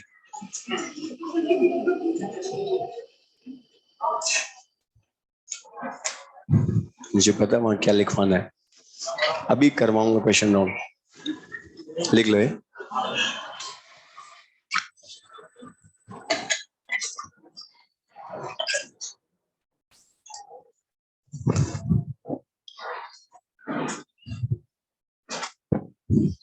अब द मोल कंसेप्ट तो यहां तक हमने बोला सिंपल सा, लेकिन अब इसको हम इसके दूसरे टॉपिक्स भी इसमें मिक्स करके डायरेक्ट मोल कंसेप्ट के क्वेश्चंस हम पूछ सकते हैं। अच्छा, मोल कंसेप्ट के क्वेश्चंस अब इसमें कैसे हम पूछेंगे, तो उसके लिए बोल रहा हूं। जरा यहां पर मैं तुमसे क्वेश्चन पूछूं, बता अगर तुम्हें वेपर डेंसिटी गिवन हो तो बता क्या ला सकते हो इससे, कैसे लाते हो? डबल ऑफ वेपर डेंसिटी, लेकिन मतलब वेपर डेंसिटी की नॉन वोलेटाइल सब्सटेंस की होगी या वोलेटाइल की, जो वेपर में बदल सकता है, या गैस की होगी ना, तो बता, लिख भी लेना, तो वो क्या होगा 2 इंटू वेपर डेंसिटी। अब तुम्हें एक चीज बोल रहा हूं, अगर क्वेश्चन में वेपर डेंसिटी कैलकुलेट करवाए तो भी मॉलिक्यूलर वेट लाना, क्योंकि मॉलिक वेपर डेंसिटी का एक ही यूज है, मॉलिक्यूलर वेट दे दिया उसने, या वेपर डेंसिटी दे दे तो भी उसको मॉलिक्यूलर वेट में कन्वर्ट करना, फिर क्वेश्चन में यूज करना। अच्छा, लेकिन भाई ये जो वेपर डेंसिटी होती है ये केमिकल इक्विलिब्रियम में पढ़ चुके हैं, तो मुझे बता ये एक्चुअल डेंसिटी होती है या रिलेटिव? किसके? डेंसिटी ऑफ हाइड्रोजन गैस के। लिख ले, तो बता वेपर डेंसिटी क्या होती है? किसी भी गैस की density relative to that of hydrogen gas, और गैस और hydrogen gas at same temperature pressure होती है। एसटीपी नहीं बोला है, ये सेम को, ये नहीं कि एसटीपी में सेम है, वो स्टैंडर्ड है, वो तो टेम्परेचर प्रेशर कुछ भी हो लेकिन होने चाहिए सबके सेम। तो सेम टेम्परेचर प्रेशर पर वेपर डेंसिटी। अब मैं इसी का क्वेश्चन बोला जो एआईपीएमटी में आया था, जहां खाली हुई रिलेशन, सेकंड वाला क्वेश्चन, बस मॉलिक्यूलर वेट भी नहीं पूछा था, क्वेश्चन बोला सुन ले।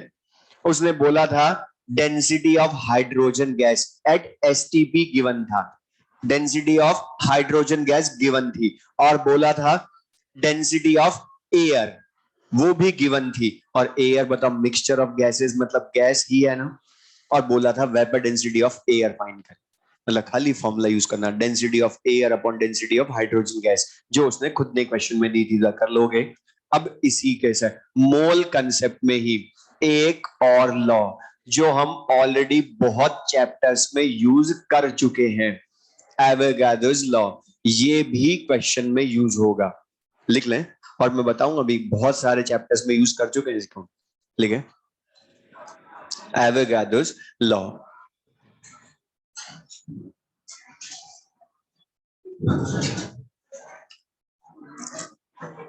लिख लें,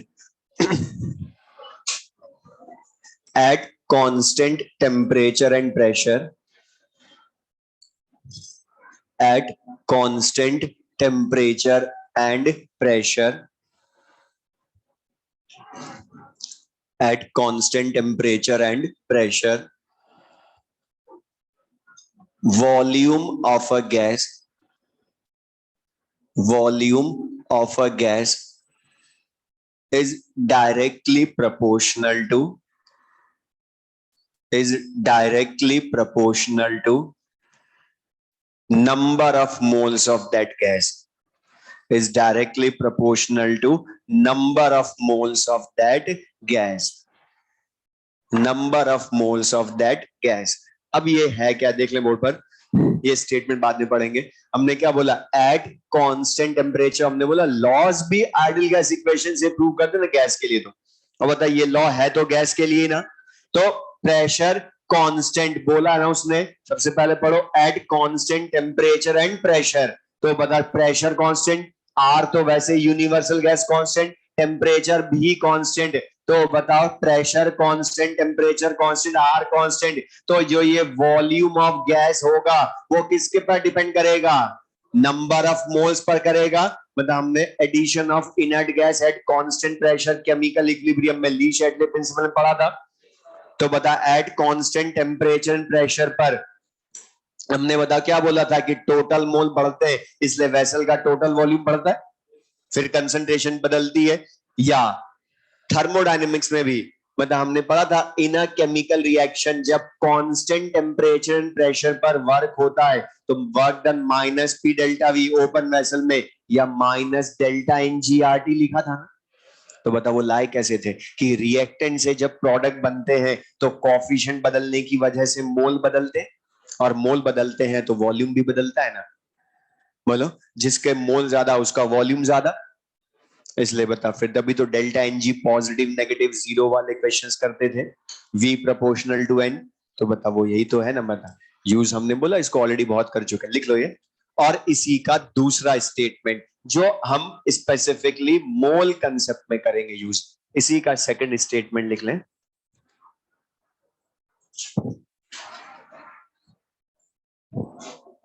और आगे हम ये फर्स्ट स्टेटमेंट मैं अभी से बोल रहा हूं, आगे जब हम स्टाइकियोमेट्री के न्यूमेरिकल्स मतलब केमिकल रिएक्शन में न्यूमेरिकल, वहां ये फर्स्ट स्टेटमेंट काम आएगा। और लास्ट 10 इयर्स में इस पर बेस्ड क्वेश्चन बहुत आए और याद आ गया तो बहुत छोटा, वरना अननेसेसरी हम लेंदी कर लेंगे उसको, बस ये याद आ जाए कि हमने पढ़ लिया।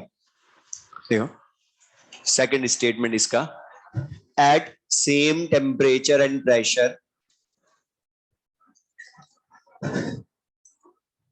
at same temperature and pressure equal volumes of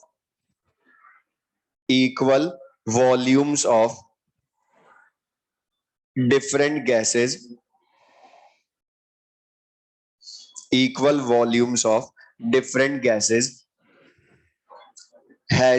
have equal volumes of different gases have equal number of moles and molecules, equal number of moles and molecules, but not number of atoms, but not number of atoms। अब ये जो statement लिखा बाद में पढ़ेंगे, board पर देख लो, मैं क्वेश्चन की फॉर्म में तुमसे पूछ रहा हूं। अब ये एग्जांपल जो ये एक्चुअल में क्वेश्चन भी और हमारा लॉ भी समझाएगा। तो मैं क्वेश्चन बोलूं तुमसे, CH4 CO2 hydrogen gases are separately, मतलब पहले होता गैसेस है ना, are separately present in 3 identical vessels. तो पहले तो बता आइडेंटिकल वेसल्स अलग अलग 3 है ना, इनका क्या मीनिंग है कि वॉल्यूम तीनों का सेम है। तो बता equal volumes of different gases हो गया ना। तो बताती अगर मैं मीथेन गैस का वेसल का वॉल्यूम V लीटर मानूं और बता गैस का खुद का वॉल्यूम या वेसल का वॉल्यूम, तो बता मीथेन की वेसल का वॉल्यूम V लीटर, तो बाकी दोनों की भी आइडेंटिकल है तो उनका भी VV लीटर। और टेम्परेचर प्रेशर के लिए कुछ नहीं बोला तो मैं सेम टेम्परेचर प्रेशर मानूंगा सबका, या मैं बोल दूं तीनों STP पर हैं, मतलब सेम टेम्परेचर प्रेशर की वैल्यू क्या मान ली हमने 0 डिग्री सेल्सियस एंड 273 केल्विन है। तो बता तीनों गैसेस का सेम टेम्परेचर प्रेशर। अब मैं क्वेश्चन पूछ रहा हूं, मैं तुमसे बोलूं find number of moles of each gas, तो बताओ ला सकते हो एट STP तीनों की वॉल्यूम पता है, तो बता नंबर ऑफ मोल्स क्या हो जाएंगे, वॉल्यूम अपॉन 22.4 हो जाएगा ना लीटर में, इसलिए इसके भी मोल कितने होंगे V अपॉन 22.4 मोल, इसके भी कितने होंगे V अपॉन 22.4 मोल। तो बता तीनों के मोल डिफरेंट है या सेम। अच्छा नंबर ऑफ मॉलिक्यूल्स पूछूं मैं, तो पहले सुनना ध्यान से, मैंने बोला है नंबर ऑफ मॉलिक्यूल्स लाएं, तो पहले इनका बता सब्सटेंस एटम है या मॉलिक्यूल, तीनों मॉलिक्यूल। तो बता इनके 1 मोल में Na एटम्स होंगे या Na मॉलिक्यूल्स, Na मॉलिक्यूल्स होंगे इनके 1 मोल में। तो बता इन तीनों के 1 मोल में Na मॉलिक्यूल्स, लेकिन है कितने मोल n, V/22.4 को n बोल लू, तो बता n मोल में कितने मॉलिक्यूल्स होंगे, तो 1 मोल में n है तो n मोल में n इंटू Na मॉलिक्यूल्स। तो बता मीथेन में n into Na molecules, CO2 में भी n into Na molecules, hydrogen में भी n इंटू Na मॉलिक्यूल्स। अब मैं तुमसे बोलूं फाइंड नंबर ऑफ एटम्स। अब पहली चीज बता, अब नंबर ऑफ एटम्स लाने हैं तो मैं ये बोलूं कि तीनों के 1 मोल में Na एटम्स होते, क्योंकि मॉलिक्यूलर है, 1 मोल में तो Na मॉलिक्यूल्स ही होंगे अभी भी। लेकिन नंबर ऑफ एटम्स लाने हैं तो पहले इनके 1 मॉलिक्यूल में चेक करूं नंबर ऑफ एटम्स। तो बता 1 मॉलिक्यूल में 1 कार्बन 4 हाइड्रोजन 5 एटम्स। तो बता 1 मॉलिक्यूल में 5 एटम्स, तो हमारे पास तो कितने मॉलिक्यूल्स हैं, n इंटू Na। तो बता इंटू 5 और कर दो इसी को, तो नंबर ऑफ एटम्स आ जाएंगे। तो बता 1 मॉलिक्यूल में 5 एटम्स है, तो n इंटू Na मॉलिक्यूल्स में इंटू 5 एटम्स। इसी तरह से इसके, लेकिन बता इंटू 5 या इंटू 3, क्योंकि 1 कार्बन 2 ऑक्सीजन। अच्छा इसमें इंटू 2 करोगे, n इंटू Na में इंटू 2 एटम्स बोलोगे। अब पढ़ो statement, equal volumes of different gases at same temperature and pressure have same number of moles। बता सब में V by 22.4 mole same and molecules N into Na same but not number of atoms है क्या same. अच्छा reason बताओ मुझे क्यों number of atoms same नहीं आए। क्योंकि सबके 1 मॉलिक्यूल में present number of atoms same होना जरूरी नहीं है। और तुम्हें ध्यान हो, तुम इसके लिए एक टर्म बोलते थे एटॉमिसिटी। 1 मॉलिक्यूल में प्रेजेंट एटम्स को बता एटॉमिसिटी बोलते हो ना। तो बता मीथेन की एटॉमिसिटी 5 है, CO2 की 3 है, हाइड्रोजन की 2 ही है। अच्छा हीलियम गैस होती तो बता एटॉमिसिटी सबकी अलग अलग, तो नंबर ऑफ एटम्स तो अलग आ सकते हैं ना। तो इसलिए नंबर ऑफ एटम सेम नहीं होते। तो तुमसे इसका क्वेश्चन कैसे पूछेगा, एक तो यही पूछ सकता है। दूसरा मैं तुमसे बोलूंगा calculate ratio of number of molecules. तो बता 1:1:1। लेकिन नंबर ऑफ एटम्स का पूछूं तो एटॉमिसिटीज का रेशियो, मतलब 5:3:2 आएगा ना। बता n इंटू Na तो कट जाएगा ना रेशियो में। तो बता एटॉमिसिटी सबकी अलग अलग, इसलिए नंबर ऑफ। तो स्टेटमेंट जो लॉ हमने लिखा था वो समझ में आए कैसे लिखा।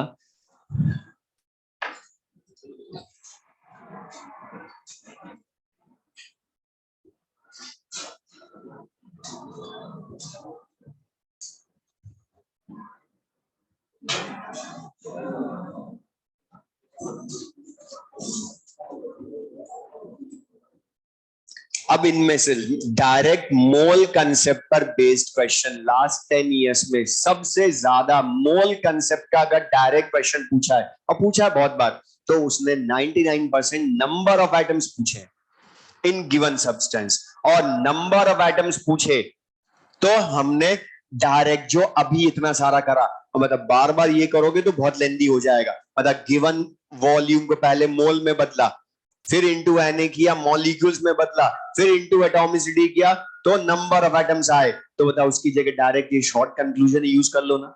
तुमने करा क्या, बता ये n कहां से लाए, मोल लाए ना सबसे पहले। तो मोल इंटू Na करते ही बता यही हो गए ना मॉलिक्यूल्स, इंटू ये 5:3:2 क्या शो कर रही है, बता एटॉमिसिटी ही शो कर रही है ना उस मॉलिक्यूल की। तो बता ये लिख लो, और ये वाला फॉर्मूला यूज करना क्वेश्चन में। अगर नंबर ऑफ एटम्स तुम्हें मेंशन्ड हो, चाहे वो गिवन इन द क्वेश्चन हो या कैलकुलेट करवाए, अगर क्वेश्चन में गिवन हो तो भी यही फॉर्मूला यूज करना नंबर ऑफ एटम्स के लिए, कैलकुलेट करवाए तो भी यही करना यूज।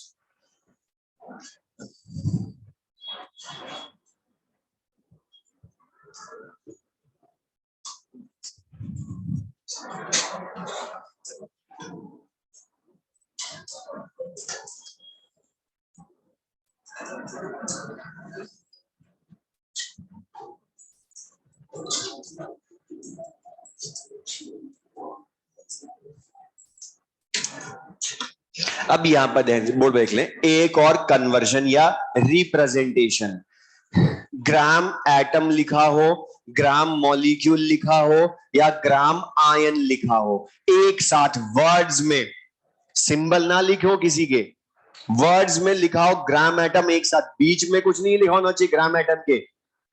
तो ग्राम एटम लिखा हो, ग्राम मॉलिक्यूल लिखा हो या ग्राम आयन लिखा हो, तो इसका मतलब होता है ये मोल है, लेकिन ओनली एटम के। ग्राम एटम बोला मतलब उसने तुम्हें बता दिया कि जो भी सब्सटेंस है वो एटम है, और उसके मोल तुम्हें बता दिए उसने। तो 1 ग्राम एटम मतलब 1 मोल एटम, लेकिन ओनली किसके? एटम के। तो तुम बताओ 1 ग्राम मॉलिक्यूल का मीनिंग क्या है?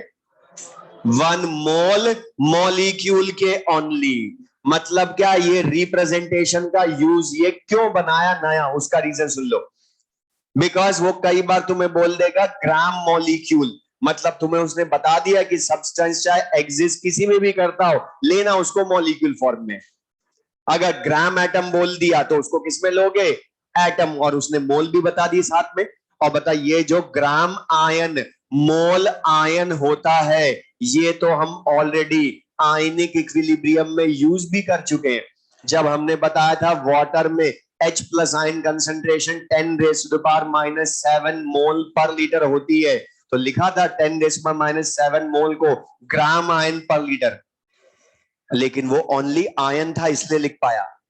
H प्लस आयन आयन था इसलिए बता मोल आयन को लिख सकता हूं ना, ग्राम आयन। तो ये हमारे काम आएगा, कैसे करना यूज है बताऊंगा क्वेश्चन में। तो बता, यहां तक क्लियर है सबको ये? अब ये जो हमने सारी चीजें पढ़ी, थ्योरी पढ़ी, इसको यूज कैसे करना है, तो अब मैं जो क्वेश्चंस बता रहा हूं होंगे सब इजी से, लेकिन करना ध्यान से और फास्ट करने हमने, क्योंकि छोटे छोटे क्वेश्चन होने। क्वेश्चन लिख लें।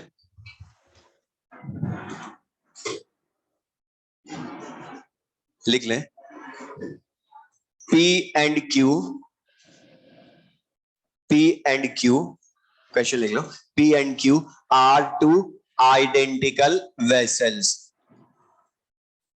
P and Q are two identical vessels. The vessel P contains, the vessel P contains, the vessel P contains, the vessel P contains 32 gram methane. The vessel P contains 32 gram methane. And vessel Q contains, vessel Q contains 48 gram of an unknown gas, of an unknown gas X, of an unknown gas X. Find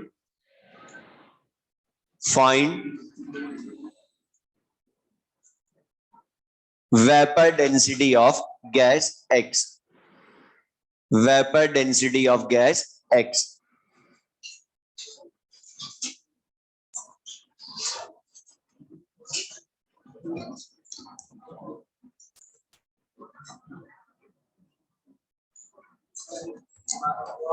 हो गया? Correct है। अच्छा था, इसने बता language पढ़ो। पहले बोला है P and Q are two identical vessels, मतलब दोनों के वॉल्यूम डिफरेंट या इक्वल। अच्छा, टेम्परेचर प्रेशर कुछ नहीं बोला तो सेम टेम्परेचर प्रेशर मानोगे ना। अब बता, सेम टेम्परेचर प्रेशर है, वॉल्यूम भी इक्वल है, तो बता ये एवोगाड्रोस लॉ का क्वेश्चन हो गया ना। तो बता, एवोगाड्रोस लॉ के अकॉर्डिंग इक्वल वॉल्यूम्स हैं, सेम टेम्परेचर प्रेशर है, तो बता दोनों गैसेस के मोल डिफरेंट होंगे या इक्वल। तो बता, मीथेन और एक्स गैस के मोल इक्वल कर दो, और मीथेन के मोल लाने के लिए उसका मास दिया है, तो मास बाय एटॉमिक वेट या मॉलिक्यूलर वेट इन ग्राम, क्योंकि बता मीथेन मॉलिक्यूल है ना, तो सम ऑफ एटॉमिक मासेस है 16, गैस एक्स का मॉलिक्यूलर वेट लाओगे तो बता डिवाइड करके लाओगे तो वैल्यू कितनी आ गई? 24। लेकिन ये आंसर है क्या? और हमने बोला था वेपर डेंसिटी फाइंड करनी हो या गिवन हो, यूज तो मॉलिक्यूलर वेट करना है।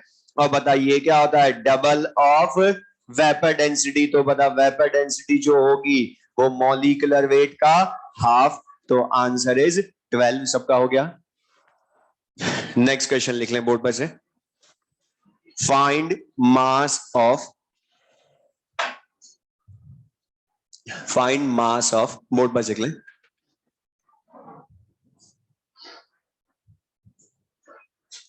लिख लें first 0.5 gram atom nitrogen, 0.5 gram atom nitrogen.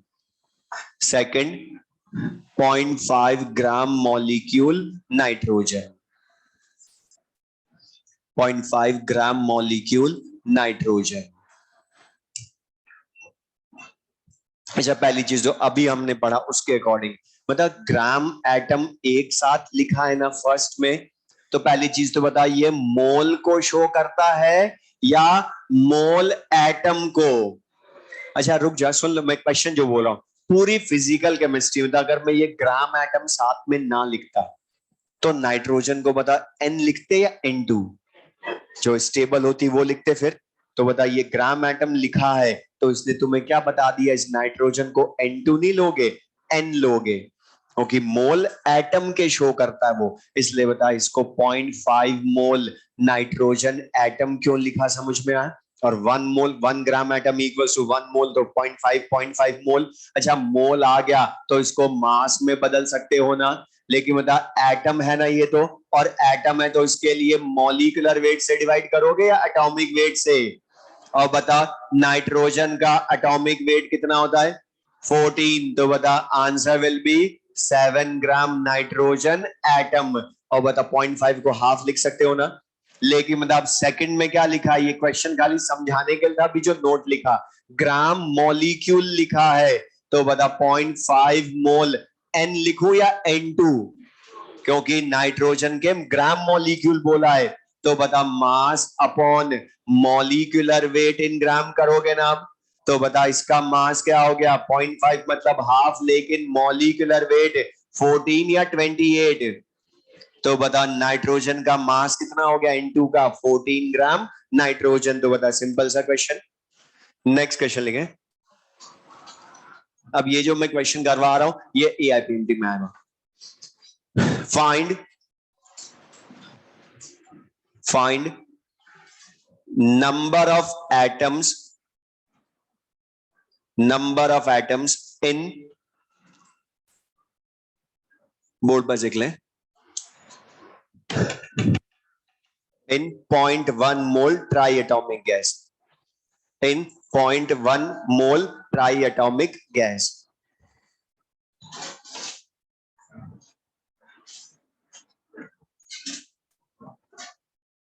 0.1 मोल ट्राइएटॉमिक गैस। अभी तुमसे मैंने बोला नोट में तुमने जो लिखा वो यूज करवा रहा हूं पहले लास्ट में, बता नंबर ऑफ एटम्स पूछा है, और मैंने बोला था क्वेश्चन में चाहे number of atoms given in the question हो या कैलकुलेट करवा ले, तुम तो यूज करना हमेशा मोल इनटू Na इनटू एटॉमिसिटी। ये फॉर्मूला लिखकर क्वेश्चन पढ़ना, तुम कभी भी रॉन्ग नहीं कर सकते इसका क्वेश्चन।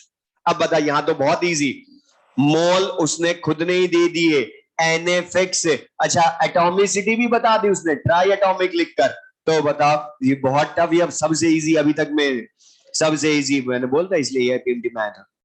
तो 0.3 Na एटम, सिंपल सा, बस ऑप्शन चेक कर लेना कि Na की वैल्यू पुट करिए डायरेक्ट इसी की टर्म में आंसर, तो बता Na की वैल्यू पुट करते तो 1.8 into 10 raise to power 23 answer हो जाता। नेक्स्ट क्वेश्चन लिखें। Which of the following has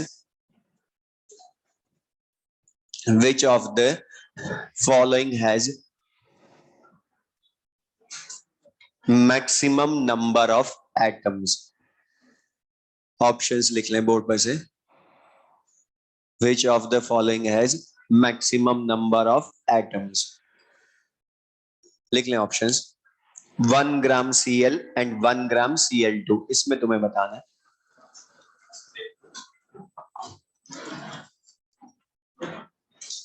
correct, हमने बोला बहुत छोटे छोटे क्वेश्चन जल्दी करने होंगे। 1 ग्राम Cl एंड, बस जल्दबाजी मत करना, आते हुए भी वरना खुशी खुशी में गड़बड़ करते हैं भाई। 1 ग्राम Cl एंड 1 ग्राम Cl2, बता नंबर ऑफ एटम्स पूछे हैं हमसे इसने क्वेश्चन में, नंबर ऑफ एटम्स। तो नंबर ऑफ एटम्स लाने हैं तो बता mole into N into atomicity ही करना है ना हमने, डायरेक्ट ये सोचना बस। लेकिन अब के बताओ ये ग्राम एटम है या ओनली ग्राम है, ये ध्यान रखना। ये नहीं कि सिंबल लिखा तो ग्राम एटम मान लो, मतलब वो Cl लिखा तो क्लोरीन एटम बता रहा है ये, लेकिन ये Cl2 मॉलिक्यूल का मास है, लेकिन लाने दोनों में नंबर ऑफ एटम्स है। लेकिन बता अब यहां पर फर्स्ट में 1 अपॉन मॉलिक्यूलर वेट करोगे मोल लाने के लिए, एटॉमिक वेट, क्योंकि क्लोरीन एटम है इनटू Na, लेकिन एटॉमिसिटी 1। अच्छा सेकंड में मास 1 लेकिन एटॉमिक वेट या मॉलिक्यूलर वेट करूंगा, क्योंकि वहां पर Cl2 का है तो 1/71, लेकिन एटॉमिसिटी 1 या 2। लेकिन बताइए Na/35.5 ही आएगा ना, मतलब बता दोनों में नंबर ऑफ एटम्स डिफरेंट या सेम, सेम। तो बता सिंपल सा क्वेश्चन। नेक्स्ट क्वेश्चन लेंगे, which of the following has maximum number of atoms, maximum number of atoms। Options लिख लें बोर्ड पर से।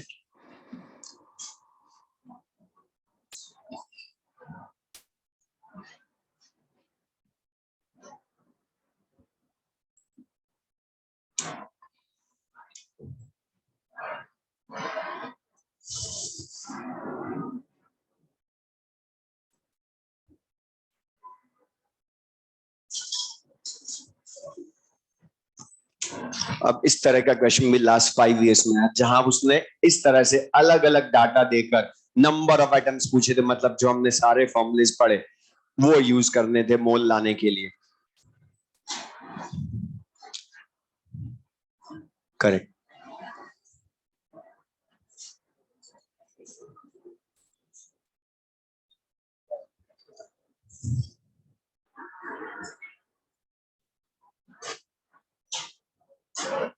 लिख के करो, मन में मत करो। अच्छा तब 32 ग्राम ऑक्सीजन को O लिखोगे या O2? ने बोला जब तक वो ग्राम एटम ना लिखे तब तक O2 ही लिखना है सबको, स्टेबल गैसेस। अच्छा 32 ग्राम O2 में नंबर ऑफ एटम्स अब अलग अलग डाटा हैं, तो नंबर ऑफ एटम्स लाने के लिए मास बाई मॉलिक्यूलर मास करोगे ना O2 का, और दोनों के mass molecular weight by chance same ही हो गए तो 1 हो गया, इंटू Na इंटू एटॉमिसिटी 2, तो 2 Na एटम्स हो गए। सेकंड में अच्छा ग्राम मॉलिक्यूल ओजोन बोला है, अच्छा बता ग्राम मॉलिक्यूल लिखा है तो ये मोल है या मास है, बोलो।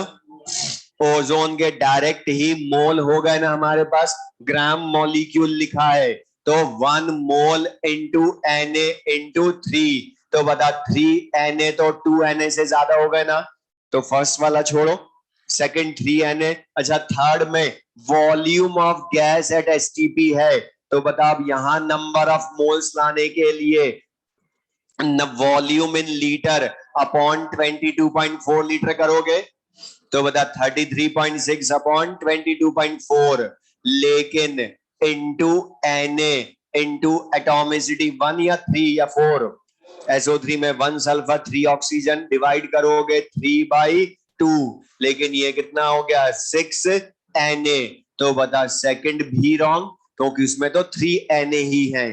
फोर्थ, अब यहां सुनना ध्यान से, रुक जाओ। ये वाटर वाले क्वेश्चन अकेले भी कंपटीशंस वालों को बहुत अच्छे लगते हैं, ये कंपटीशंस में बहुत बार आए पहले भी, जहां वाटर को यूज करवाया।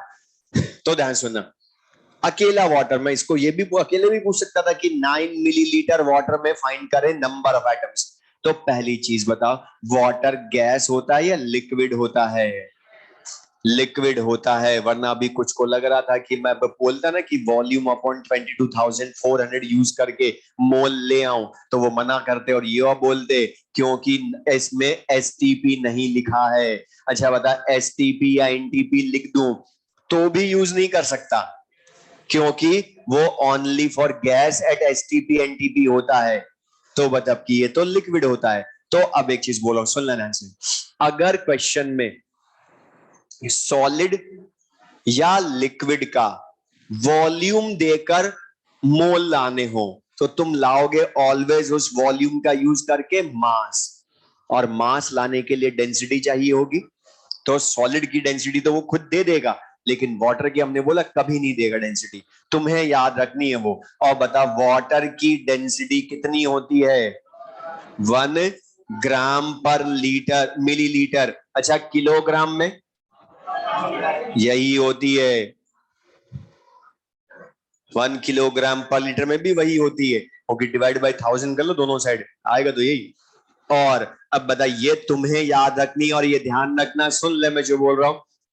वाटर का क्वेश्चन, ये मैंने सॉल्यूशंस में बोला था फिर दोबारा बोल रहा हूं, वाटर का क्वेश्चन किसी भी चैप्टर में हो उसमें ऑलवेज वाटर की डेंसिटी जरूर काम आएगी, चाहे वो लिख कर दे चाहे ना लिख कर दे, वो हमने यूज करनी ही है, चाहे वो लिख कर दे चाहे ना दे।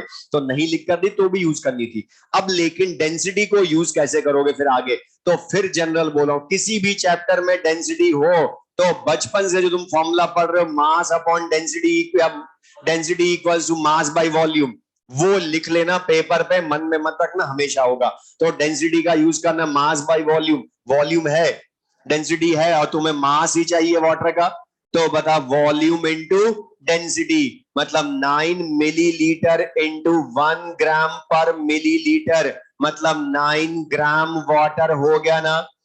अब बता ये हमने कंक्लूजन में डायरेक्ट भी बोल सकता था, हमने पढ़ा था सॉल्यूशंस में कि जो वाटर की डेंसिटी, जो वाटर का वॉल्यूम इन मिलीलीटर होता है वही उसका मास इन ग्राम भी होता है, या जो मास इन किलोग्राम होता है वही उसका वॉल्यूम इन लीटर भी होता है। तो ये सब चीजें हमने वहां लिखी थी, वो बस वापस मैंने बोला ये पुराना जो पढ़ चुके वही रिवाइज करवा रहा हूँ, और कौन से चैप्टर में काम आया था वो बता रहा हूँ साथ में। तो बताइए क्लियर? अब बता नंबर ऑफ एटम्स लाने हैं तो मास है तो upon molecular weight 18 into Na into atomicity, बता H2O की तो 3 होगी ना, तो बताइए तो कितने आ जाएंगे 3/2 Na, तो मैक्सिमम किसमें हो गए? थर्ड। नेक्स्ट क्वेश्चन लेंगे। From a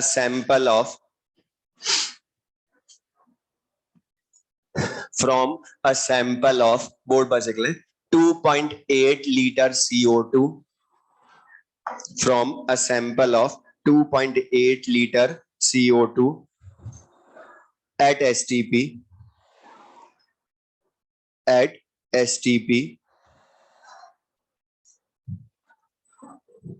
1.5 into 10 raised to the power 22 molecules of CO2 are removed. 1.5 into 10 raised to the power 22 molecules of CO2 are removed. Find remaining mass of CO2. Find remaining mass of CO2. Remaining mass of CO2.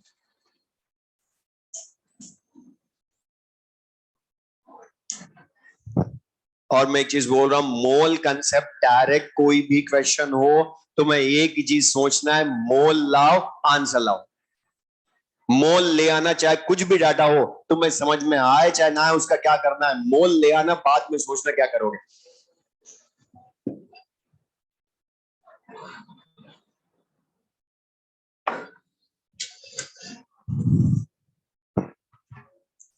अच्छा तुम्हें क्या बोला उसने, CO2 का 2.8 litre sample है at STP, उसमें से 1.5 into 10 raise to the power 22 molecules remove किए, तो बचे हुए मास कितना है? तो बता बचा हुआ मास की जगह बचे हुए मोल कितने वो ला सकते हो क्या?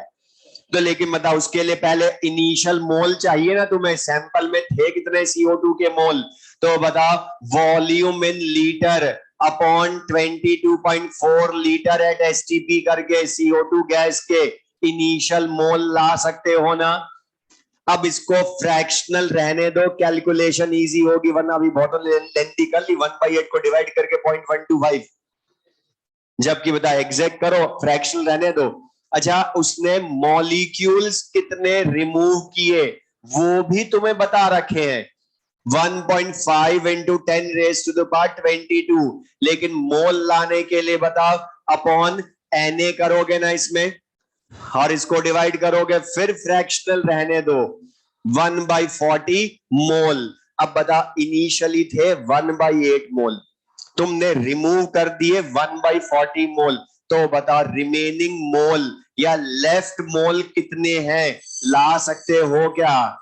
बता, इनिशियल में से रिमूव्ड मोल माइनस कर दो, 1/8 माइनस 1/40, एलसीएम लेकर 4/40, कैलकुलेशन इजी, 1/10 मोल CO2, 1/10 मोल CO2 आ गए।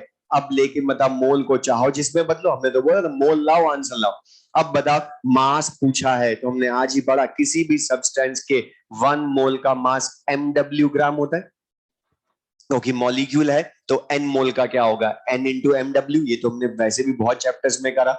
मतलब 1 मोल का मास CO2 का मॉलिक्यूलर वेट 44 ग्राम, तो 1/10 का 4.4 ग्राम, यही मल्टीप्लाई कर दो।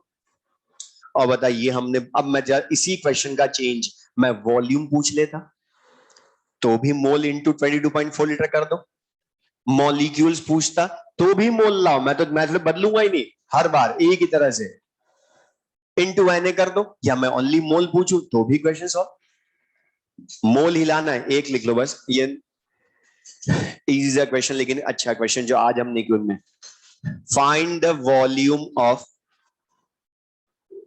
Find the volume of, board पर देख ले, 6 into 10 raised to the power 24 atoms of ammonia at STP. Find the volume of,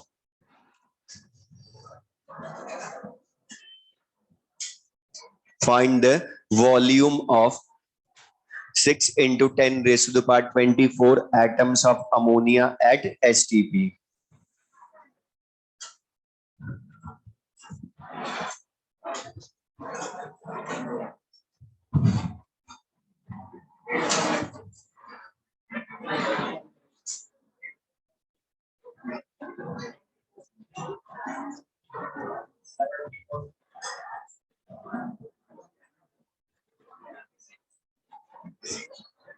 correct.